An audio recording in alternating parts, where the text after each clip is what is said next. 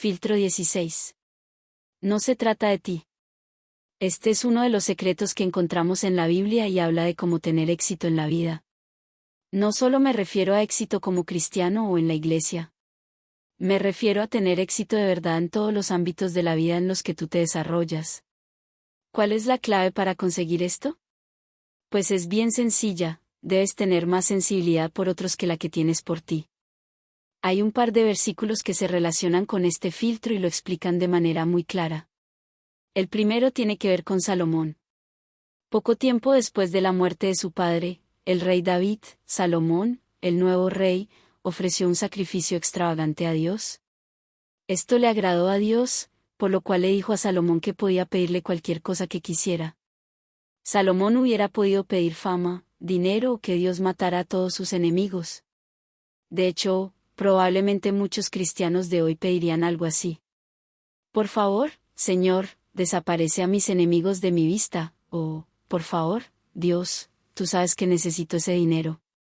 ¿Qué pedirías tú si Dios te ofreciera lo mismo? Si Él te dijera, pídeme lo que quieras, cualquiera cosa que sea, y te lo daré, ¿qué elegirías? La respuesta de Salomón es muy interesante, porque lo que él pidió fue sabiduría. Y no solo eso, sino que él dijo: dame sabiduría, para poder gobernar bien a tu pueblo y para tener un buen discernimiento de lo que es bueno o es malo. Porque, ¿quién con su propia capacidad puede cargar con una responsabilidad tan grande? Un Reyes 3:9. En otras palabras, lo que Salomón estaba pidiendo era algo que traería más beneficio o bendición al pueblo de Dios que al mismo. Él entendía que había una necesidad en el pueblo de ser guiados y guardados por su rey, y que esta era una enorme responsabilidad, y por eso le pidió ayuda a Dios para poder ser un buen gobernante.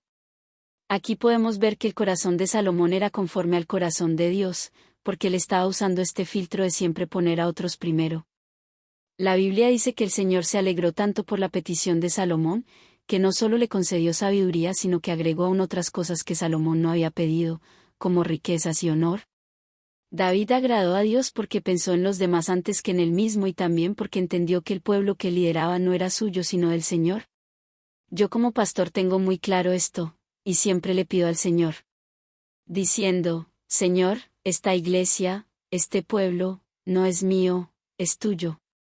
Por favor, ayúdame a hacer todo lo mejor para ellos, porque ellos son tu pueblo y lo merecen. Pero este filtro aplica también a cualquier área de la vida. A tu trabajo, a tu familia, a tu comunidad. Sea donde sea, intenta procurar siempre lo mejor para los que están a tu alrededor, porque esto le agrada a Dios. En el mismo capítulo de un Reyes, pero unos versos más adelante, encontramos la historia de dos mujeres. Ambas habían estado embarazadas al mismo tiempo y habían dado a luz con unos pocos días de diferencia. Pero una noche había sucedido una terrible tragedia. Mientras dormían, una de las madres aplastó sin querer a su bebé y éste murió. Sin embargo, ella cambió el bebé muerto por el de la otra mujer durante la noche, y ahora las dos mujeres decían que el hijo vivo era el suyo y nadie sabía a cuál creerle.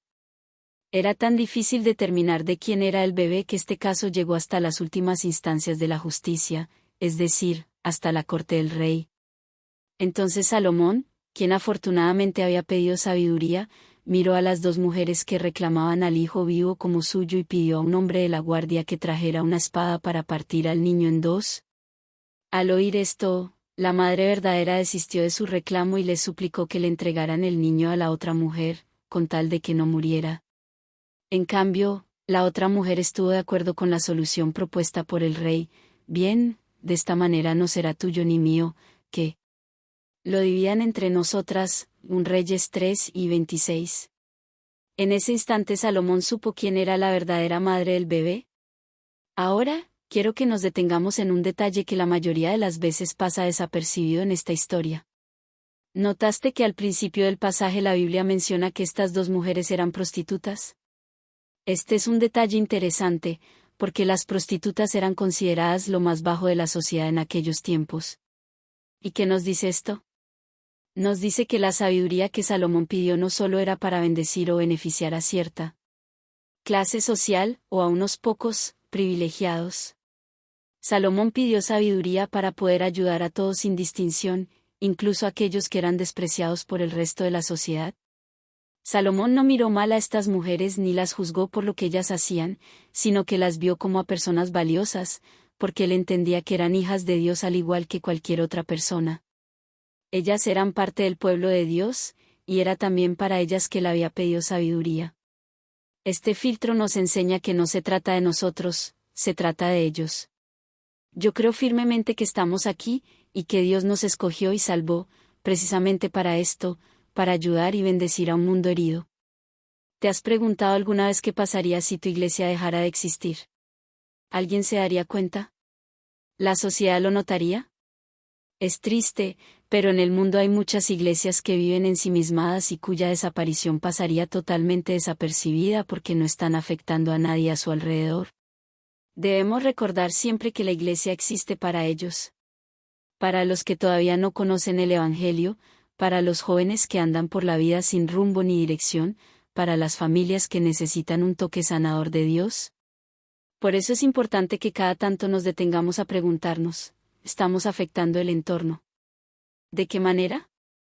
Por esta razón es, además, prioritario que tan pronto alcancemos a alguien, ayudemos a esa persona a quitar el enfoque de sí misma y la orientemos y equipemos para que ponga su enfoque en otros. Este es un gran cambio de perspectiva, pero es necesario para alcanzar la madurez en Cristo.